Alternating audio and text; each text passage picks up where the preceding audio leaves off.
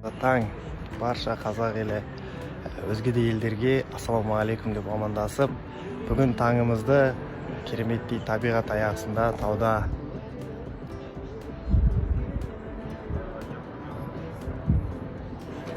күндеріңізге сәттілік тілеймін, аман болыңыздар, сыйлаймын, құрметтеймін. Добрый день, қалайсыздар? 3 күн стористе болмадым. 3 дня не было сториса. У меня все хорошо, не переживайте. Я уже өзіме келдім. Бүгін бізде воскресенье, өзіме күн арнадым, кешеде күн арнадым.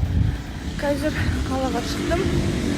Тірліктерімді бітірейін деп, еще бүгін Тимамен кездесеміз, потому что оған соткаға жауап бермесем де болмайды. Өйткені проблема жай менде проблема шешілмейді ғой. Баршаңызға қайырлы түн, жақсы жатып жақсы демалыңыздар.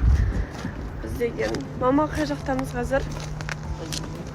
Білмейміз. Біз қайдамыз қазір? Біз қазір қайдамыз? Мыңарал. Қазіргі таңда елімізде болып жатқан немесе сыртта мұсылмандарға болып жатқан соғыстар кәдімгідей жүректі ауыртады, өте қайғылы оқиға. Біздің проблемалар бұлардың жанында түк емес негізі.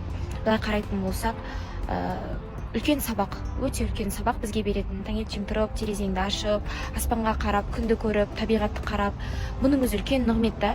Және осы сияқты біраз нығметтердің қадірін білу үшін бізге жоғалтып керек емес міндетті түрде жақындарымыздың, тірі жүргеніміздің, деніміздің саулығын, қадірін уақытында білсек деймін, және лайықты түрде шүкір ете алсақ, болмашы нәрселерге бола бір күйгелекке салынып, күпірлікке салынып, өзіңді жоғалтып алып керек емес деп ойлаймын. Және барлығымызға бұл нәрсе сабақ, пайдалы жағын алуымыз керек өзімізге.